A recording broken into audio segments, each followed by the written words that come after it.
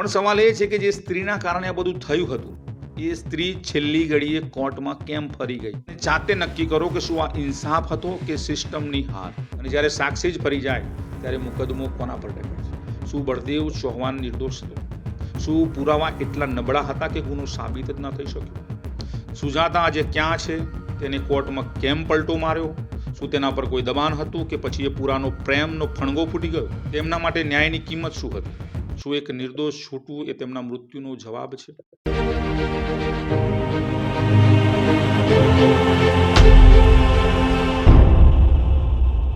મિત્રો, તમારું સ્વાગત છે ધ ટ્રેન્ડિંગ ટોકના ગુજરાતી પ્લેલિસ્ટ ક્રાઇમ ફાઇલમાં. મિત્રો, 12 એપ્રિલ 2026 ગુજરાત હાઈકોર્ટનો એક ચુકાદો આવ્યો 2017ના એક કેસમાં. 2017 અમદાવાદના ઓઢવમાં એક ચકચારભર્યો હત્યાકાંડ સર્જાયો હતો, ડબલ મર્ડર હત્યાકાંડ. અને એ વખતે 2017માં જે માહોલ હતો ઓઢવ, આદિનાથ અને અમદાવાદમાં, એ બહુ જોયા જેવો હતો.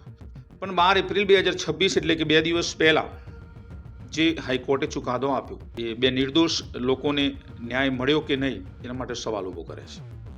મિત્રો, સાંભળો આખી કહાની. મિત્રો, એક કોદાળી, 2 લાશ અને 3 દિવસ સુધી સડતી રહી. અને એ માણસ જેને ખુદ સેશન કોર્ટે કહ્યું હતું કે રિયરેસ્ટ ઓફ ધ રેર, ફાંસીની સજા, 7 વર્ષ જેલમાં. અને અંતે મિત્રો ગુજરાત હાઈકોર્ટનો એક ઝાટકો અને એને નિર્દોષ છોડી દેવામાં આવ્યો. પણ સવાલ એ નથી કે બહાર કેવી રીતે આવ્યો નિર્દોષ, પણ સવાલ એ છે કે જે સ્ત્રીના કારણે આ બધું થયું હતું એ સ્ત્રી છેલ્લી ઘડીએ કોર્ટમાં કેમ ફરી ગઈ? આ વાર્તા છે અમદાવાદના ઓઢવની. એક હોસ્પિટલ, એનો એક કમ્પાઉન્ડર, એક પત્ની અને 2 એવા મોત જેના જવાબ આજે પણ નથી. મિત્રો, આખી વાર્તા સાંભળો અને જાતે નક્કી કરો કે શું આ ઇન્સાફ હતો કે સિસ્ટમની હાર.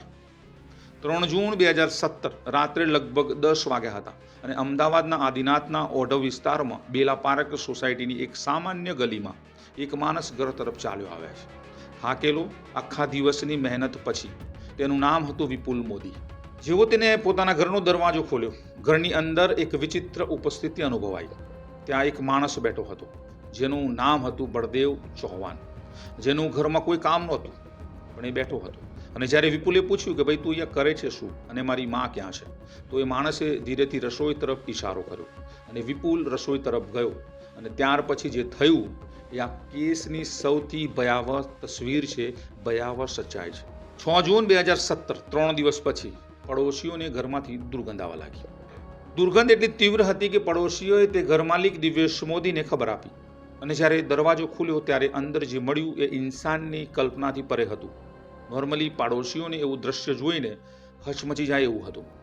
એ સડેલી લાશો, જંતુઓથી ઢંકાયેલી, પ્લાસ્ટિકની બેગમાં પેક અને બાથરૂમ પાસે પડેલી હતી, પોતાના જ ઘરમાં. વિચાર કરો, તમારા પડોશમાં હસતું ખેલતું પરિવાર હોય અને અચાનક આવો નજારો જોવા મળે તો તમારી મનોદશા શું કહેશે?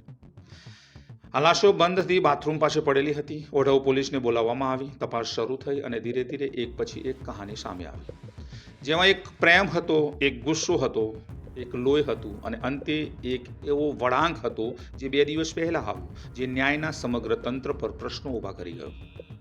આ વાર્તા 4 લોકોની છે. પ્રથમ, વિપુલ મોદી, એક સામાન્ય માણસ જે બેલા પાર્કમાં ભાડાના મકાનમાં રહેતો હતો, પોતાની માં કંચનબેન અને પત્ની સુજાતા સાથે. બીજા છે કંચનબેન, એક વૃદ્ધ માં જે પોતાના દીકરાના ઘરમાં હતા, એ સાંજે ઘરે એકલા હતા. અને ત્રીજો બળદેવ ચૌહાણ, ઓઢવની શ્રીરામ હોસ્પિટલમાં કમ્પાઉન્ડર તરીકે કામ કરતો હતો. અને ચોથી વ્યક્તિ સુજાતા, એ ઘરની વહુ જે વિપુલ મોદી અને કંચનબેન સાથે રહેતી હતી. બહારથી જોઈએ તો મિત્રો સામાન્ય ઇન્સાન લાગે આ બધા જ, પણ આ 4 વચ્ચેનો સંબંધ ક્યાંથી શરૂ થયો? એક હોસ્પિટલથી. કંચનબેન ઘણી વખત પોતાની વહુ સાથે, સુજાતા સાથે શ્રીરામ હોસ્પિટલમાં દવા લેવા માટે જતા, પોતાના રૂટીન ચેકઅપ કરવા માટે જતા. ત્યાં કમ્પાઉન્ડરની ડેસ્ક પર બેઠો હતો એક માણસ જેનું નામ હતું બળદેવ ચૌહાણ. ફરિયાદ પક્ષ મુજબ આ મુલાકાતો દરમિયાન સુજાતા અને બળદેવ વચ્ચે એક સંબંધ બંધાઈ ગયો. એક એવો સંબંધ જેને આ સમાજ સ્વીકાર કરતો નથી પણ બંધાઈ ગયો, અને જે ભવિષ્યમાં બહુ જ ખતરનાક સાબિત થવાનો હતો વિપુલ મોદી અને કંચનબેન માટે. પણ મિત્રો, આ સંબંધ ક્યાં સુધી ચાલ્યો અને ક્યાં સુધી ઊંડો ગયો આ કોર્ટમાં ક્યારેય સાબિત થઈ શક્યું નથી. પરંતુ આ ચોક્કસ સાબિત છે કે મે મહિનાના અંત 2017 સુધીમાં વિપુલ મોદી અને કંચનબેન આ સંબંધની ખબર પડી ગઈ, એમને ગંધ આવી ગઈ. તેઓએ શું કર્યું? સુજાતાને તાત્કાલિક પોતાના પિયર મહારાષ્ટ્ર મોકલી દીધી. નોર્મલી કોઈ ઇન્સાન બીજો હોય તો પણ આ જ કરે. 29 મે 2017માં એક તરફ એવું લાગે કે આ નિર્ણય આપણને સમજદારી ભર્યો લાગે, પણ બીજી તરફ આ નિર્ણયે બળદેવ ચૌહાણની અંદર આગ સળગાવી દીધી. તપાસકર્તાઓ એવું કહે છે કે બળદેવ ચૌહાણ એ વખતે ગુસ્સામાં હતો. તેને લાગ્યું કે એ સંબંધ હવે પૂરો થઈ જશે અને એના કારણ આ બે માત્ર કંચનબેન અને વિપુલ મોદી હશે. અને અંતે મિત્રો 3 જૂન 2017ની સાંજે તે વિપુલના ઘરે પહોંચ્યો.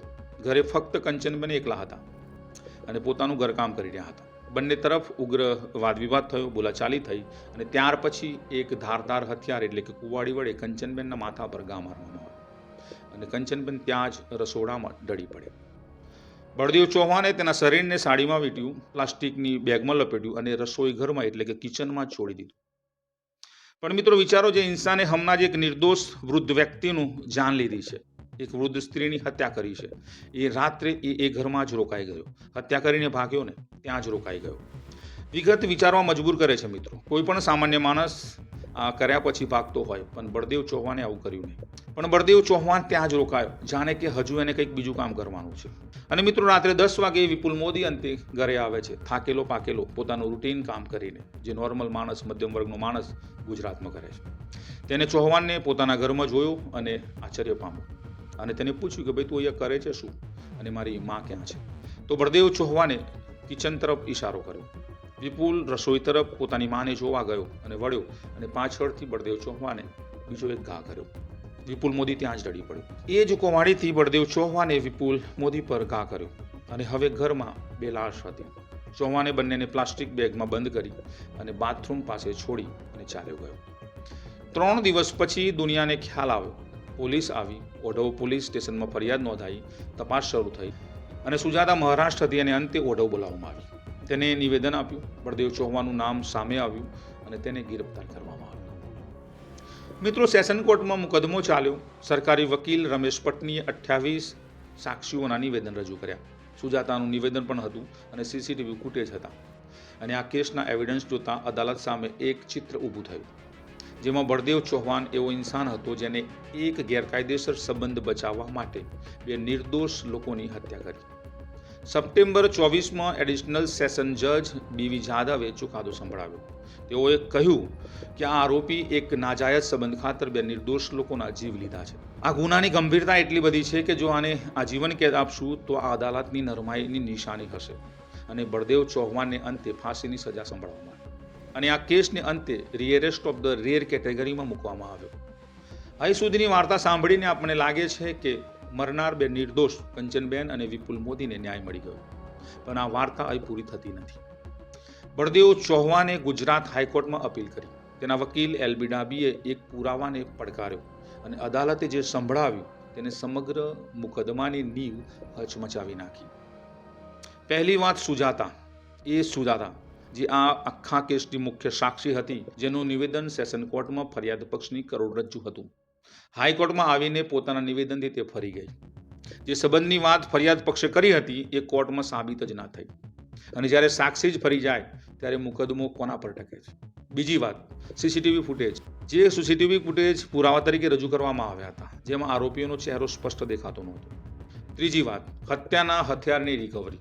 જે રીતે ઘરમાં કોવાડી મળી એ પ્રક્રિયામાં કાનૂની ખામીઓ મળી આવી. પોલીસ તરફથી એવિડન્સની ચેન ધીરે ધીરે તૂટતી નજર આવી અને કોઈ પણ ફોજદારી કેસમાં મિત્રો અનબ્રોકન ચેન હોવી ના જોઈએ.